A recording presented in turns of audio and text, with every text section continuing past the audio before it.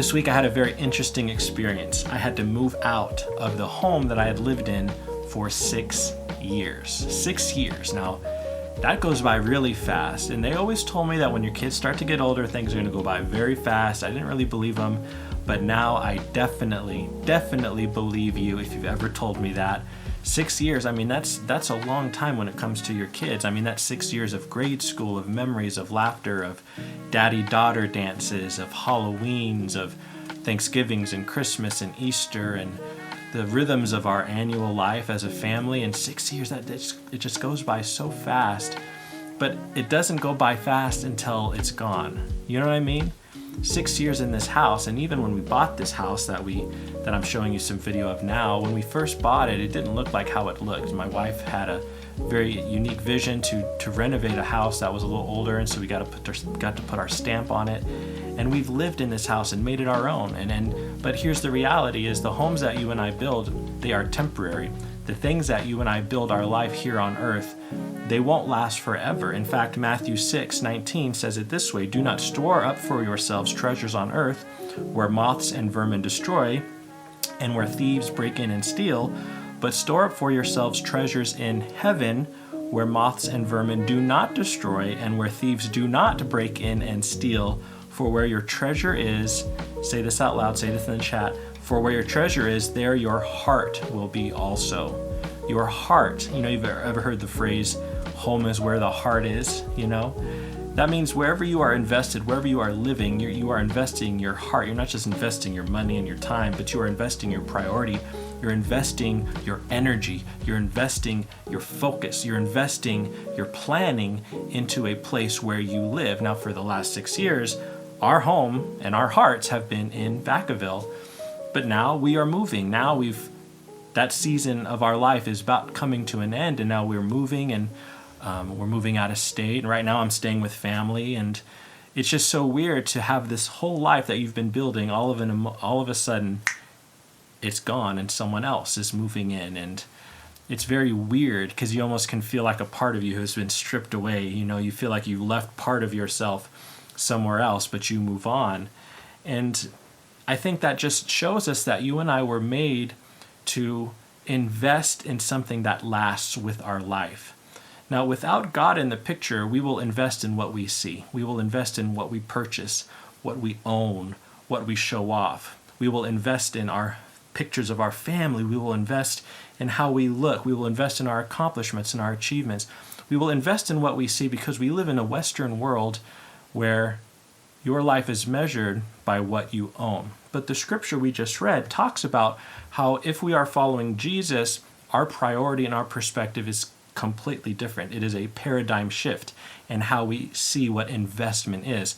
In other words, where my heart is where it shows what I prioritize truly in my life. I could say I believe in God, but if it doesn't show in my money, if it doesn't show in how I spend my time and my energy, if I don't have a different perspective than the people around me, really, I'm not really putting my heart in heaven. I'm putting my heart, just like everyone else, I'm putting my heart and I'm investing in what I see here and now. But just like moving out of a home, just like changing jobs, changing your career, just like having a big shift in your life, maybe you're moving out of state, maybe you've experienced this, maybe it's you going into retirement, it can feel like your life starts to get a lot less stable because a big change has come. But here's the reality: you and I cannot get too comfortable living in this world because you and I were never made for this world. You and I were never made just to consume and to purchase, and to that be the extent of our life. So many people live their life this way today, and it's no wonder we have so much wealth, more than ever before, yet we are so unfulfilled and we are so striving for fulfillment, thinking that we can just buy it, charge it, upgrade, show off, and expect that to actually satiate the deep desires in our heart. Ecclesiastes 3:11 says it this way: "He has made everything beautiful in its time. He has also set eternity in the human heart."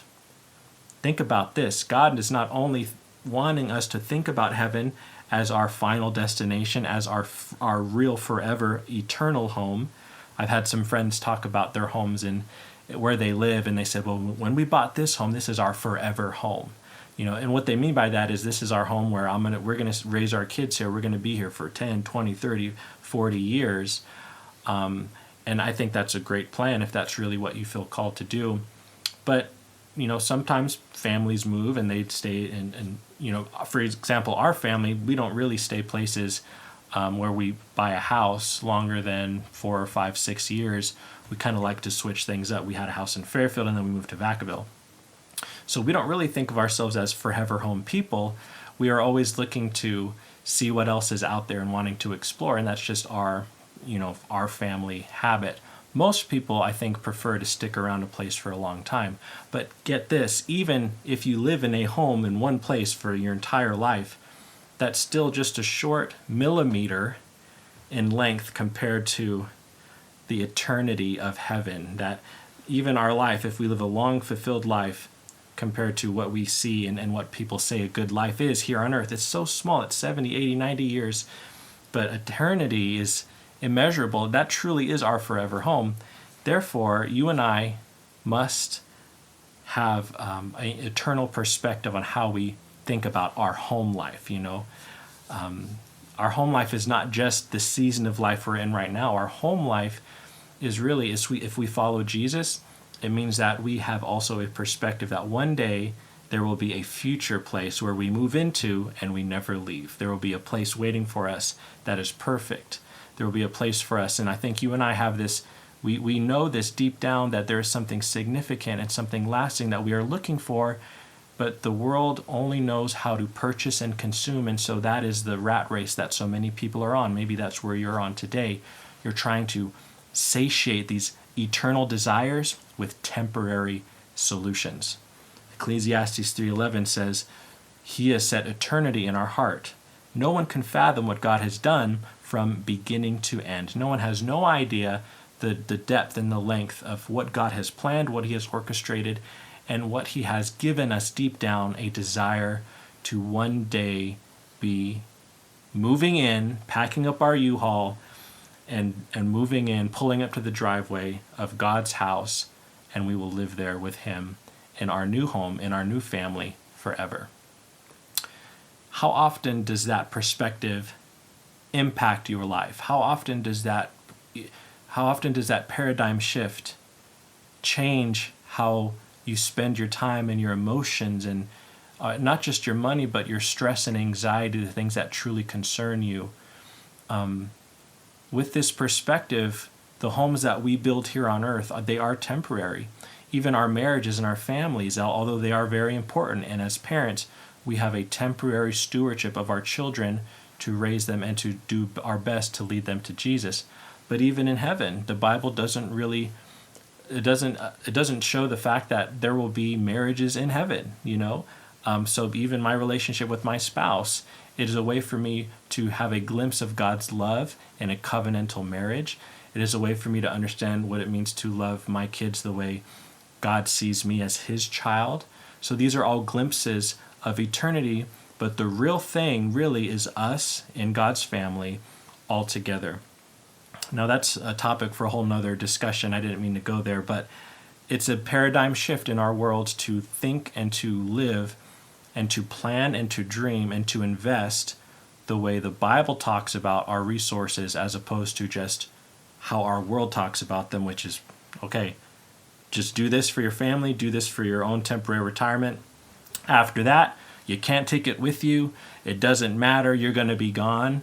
And it's like, well, there are repercussions for our decisions here on earth, which we talked about a little bit ago. The fact that we can invest and actually have investment in heaven is a significant idea. That's not just about money, by the way. It's also our time and priority and our attitude.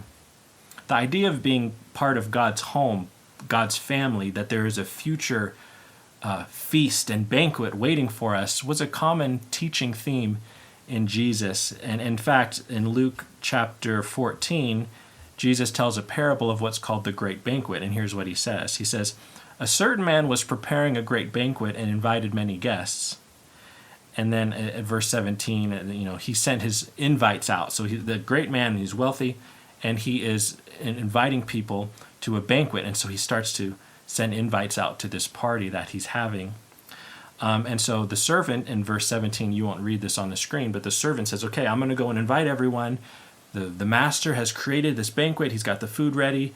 He's got the pulled pork. He's got the barbecue. He's got the turkey. He's got the deep fried turkey. He's got the stuffing. He's got this whole feast ready. Now let's get the invites out. Let's send out the evites. Let's send out the text messages. Let's get everyone in town for a huge invitation where everyone is invited and come and enjoy this banquet.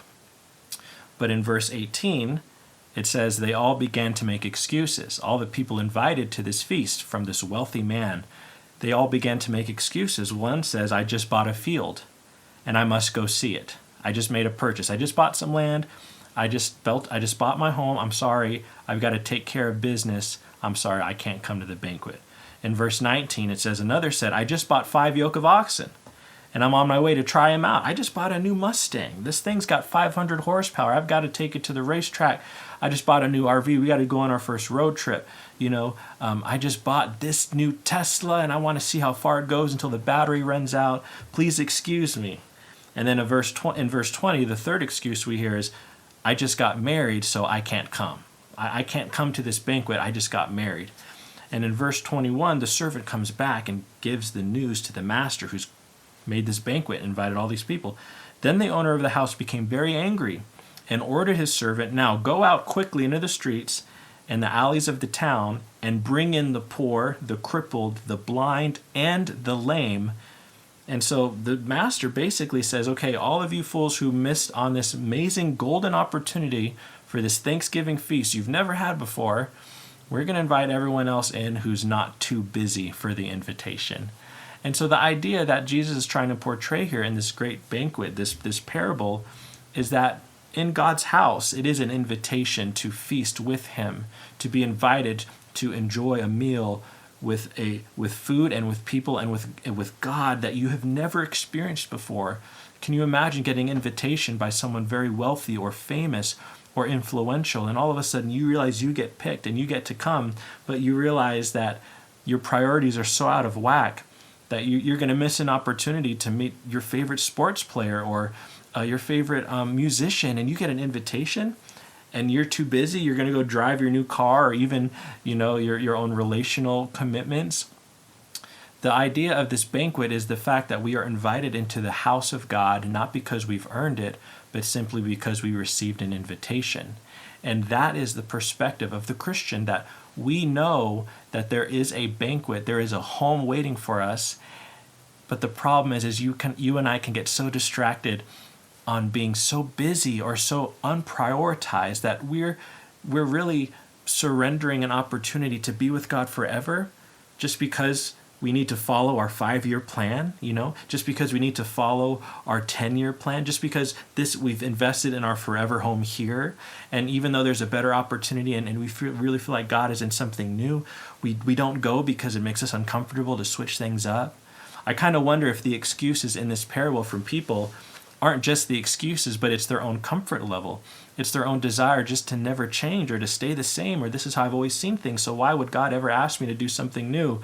You got to know, God is someone who's always about doing new things, and it always requires faith and us stepping out of our comfort zone to follow him into the great unknown. That is what faith is. Sometimes it's making a move and feeling like you've been someplace so long, it almost feels so uncomfortable to leave a part of yourself. That's honestly kind of how it feels for my wife and I to leave Solano County, because we were born and raised in this area. We were born and raised in Sassoon and Fairfield and Vacaville. But seasons change and we want to continue to be open to what God is leading us. And that would be my prayer for you as well, that you wouldn't be stuck, you wouldn't be stagnant, that you wouldn't just be the same because that's how it's always been, but that you'd be willing to have a perspective of a future home in eternity that is going to change how you live your life today. That you wouldn't become so comfortable and life wouldn't become too easy, And just because life is easy doesn't mean God's not in it, doesn't mean God's not blessing you, but you know what I mean. It's like if you get an invitation from God for an adventure, so many of us, I think, we'd be too scared to accept that invitation because of what it might mean for us to change how we prioritize our life. I don't know about you, but that's been a challenge for me this year, to really try and surrender the things that I've always thought would be, and to trust God to lead us somewhere new. So here are 3 ways for you to prepare for your future home. If you follow Jesus, your life here on earth is a small temporary, you are renting your home in this world. You are not an owner. You are not in charge. You are not fully moved in. You still need to keep your moving boxes. You still need to have a plan to leave one day. This is not your forever home. If you follow Jesus, because of his life, death, and resurrection, and his love for you, when he died on the cross, he made you eligible to receive an invitation to God's great banquet. So if you have received that invitation, if you are open to God working in your life, if you have given your life to Jesus and you're trying to follow him as best as you can, that impacts your life here on earth now in many ways. But one significant way is how you think about your life after this life. Your future, eternal, forever home is actually with God, and you only get there because of Jesus' love and sacrifice for you. So if we live with this perspective, here's how we prepare for that. Number 1, we measure our treasure. Write that in. We measure our treasure. Say this in the chat. Measure our treasure. Measure your treasure. It comes from Matthew 6:21. For where your treasure is, there your heart will be also. One thing I learned about moving is how much junk you accumulate through the years. How many things you think you need, and then when push comes to shove and it doesn't all fit on the U-Haul, you got to make a quick decision. What do I love more? What am I really going to take with me? What's replaceable? What's not really that important? What can I let go of? What can I give away? Man, we gave away a ton of stuff because honestly, it just didn't fit. So we got to bless someone else with free stuff. I was posting stuff all week long on our curb and people would just come and grab it. It was pretty cool, actually. I got to also give away a car. And so that was kind of a fun thing I got to do this time. Because moving out of state with the extra car is just a hassle and you're going to pay a lot of money. And so I thought, I wonder if there's someone here who could use this. And so I texted around, gave away a car, never done that before. And so it makes you measure what it is you actually are treasuring when you have to decide what you're going to take with you.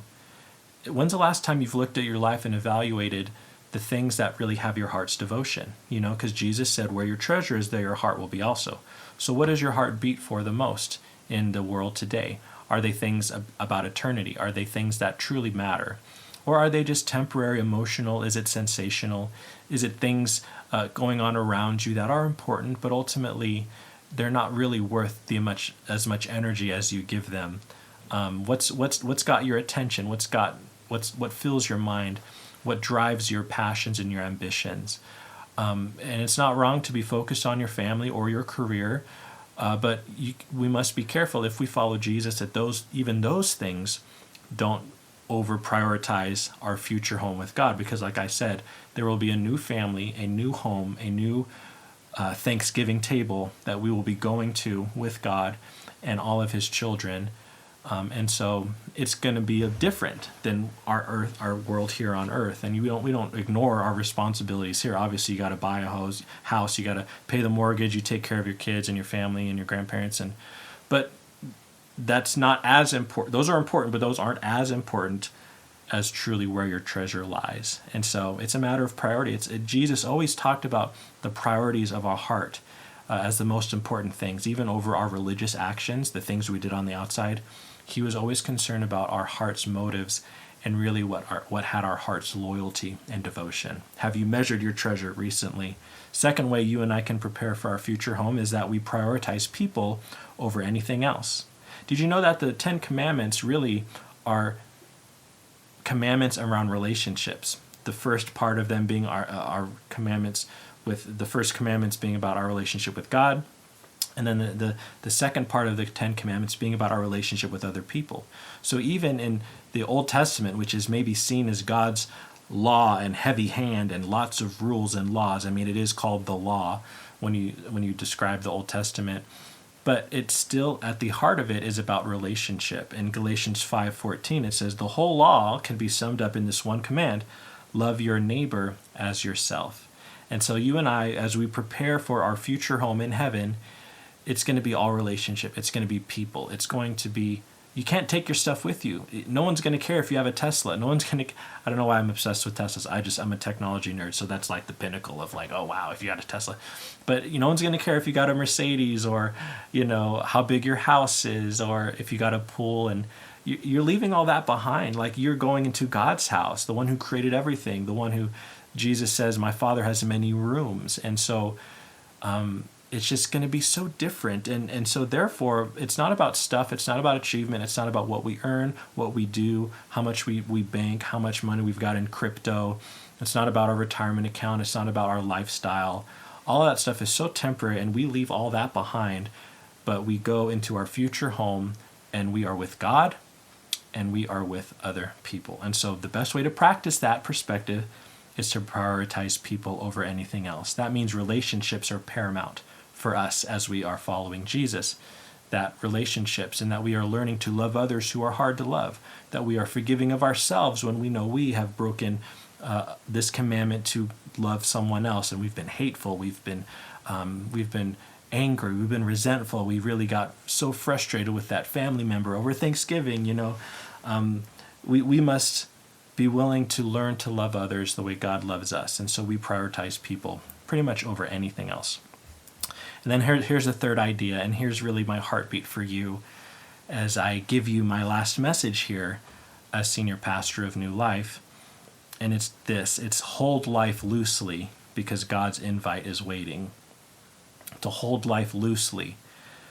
Anytime I've given advice to some young people in my life about, especially with dating, but this applies really to anything that really has your heart's devotion. For me, my dating journey really caused me to really hold loosely to the things that I loved the most, so I can trust God with Him, for Him to provide what I ultimately needed. And so, because I held loosely and learned to trust Him in my dating relationships, I believe God blessed me with an amazing wife because I was ready to receive it, because it showed that I trusted God. So I held on, but I held on loosely. You ever think about holding on tightly to something so tightly it almost feels like it slips through your grip so much easier?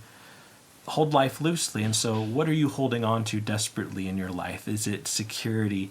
Is it family? Is it the home that you live? Is it your job? Is it how much you make? Are you holding so tightly onto your savings, or holding so tightly onto a habit or a hiddenness in your life that you know is not good for you, but it comforts you, but yet it's also got you chained up because it's holding on to you as well? And so when we hold life loosely, we are able to let go of even the most important things in our life to receive an invitation from God. Just like the Great Banquet, right? The people who didn't get to go to the banquet, they were so busy. They were holding so tightly to things that ultimately were good, and some even great. Getting married, that's significant. But when the God of the universe, when the creator of all things sends you a personal invitation, someone who's able to do all things, someone who's able to give you and meet all your needs, someone who knows you inside and out, someone who knows exactly what you need when you need it, are you willing to accept an invitation to hang out and to be with this creator, Father God, who loves you more than you could ever understand? Are you really going to pass that up just because you've got a job opportunity, or because you planned a vacation a year ago? Or you see the priority that is a different shift for us if we follow Jesus? It means that when God sends you an invite, it means you say, whoa, hold on. I need to really think and consider this invitation, because if God is in this, I must be very careful that I'm not so tightly bound to everything else in my life that I'm willing to hold on to things loosely. Now, you can't just forget of all your responsibilities, but it's a lifestyle of knowing that our life here will one day be over. And that's not a sad thing, it's actually a hopeful thing, because our world is imperfect, as you probably have seen in the last couple of weeks, last couple of years. This world is not meant to be our home, but people without faith in God will spend enormous amounts of money and time and energy in relationships, in sensation, in feeling good, in purchasing. So many people are so lost trying to make this world their forever home, but moths will come in and destroy, thieves will break in and steal, it will rot, it will shift into foundation, it'll crack, you'll have walls cracking. People are so desperate for eternity because they have eternity written on their hearts. They don't realize that there is a forever home that isn't here, that is waiting for them. Now, will you be willing to tell them about that invitation? Maybe they don't even realize they're invited. What a privilege for you to invite others with you to that to go to that great banquet. I love you very much. I'm so thankful for you and your support and prayers for me and our church in this next season. I believe that God will continue to grow this church, continue to build it, continue to shape it, and to tune it to the right people, the right leaders. And this was such a hard decision for me and my family to make, because there's so much here that represents so much of our life.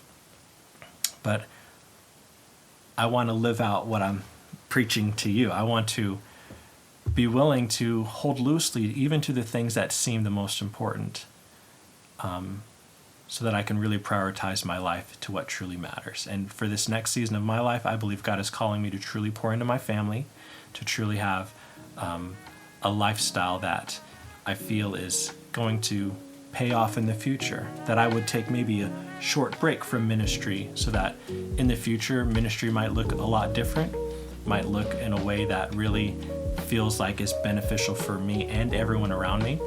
I'm not saying it hasn't been. I think my family and I love serving in the church, but I've also been doing this a long time now, and I'm just excited for the future. And I believe that God has got you. I believe that God is working in this situation right now, even as we are praying and talking and having our church right now. And I just want to encourage you to hold loosely to your life, to put God first, because his invitation is waiting for you. And there are actually going to be many invitations that God would send to you. It'll be so easy for us to miss it if we're so focused on doing the things that we always thought we would be doing. I pray that your faith will grow in this season. I pray that you will find yourself being willing to be challenged and being willing to do things you never thought you could do with God's help. Maybe that's getting more involved. Maybe that's taking a break. Some of us at New Life have been serving for so long, so faithfully. But this is God's church, and it's on him to build it. And I would just encourage you to continue to prioritize him and his relationship with you over all things, even if you are doing a lot for God. And that's what he's teaching me lately. And I'm so thankful for you. Thank you so much. And God bless you.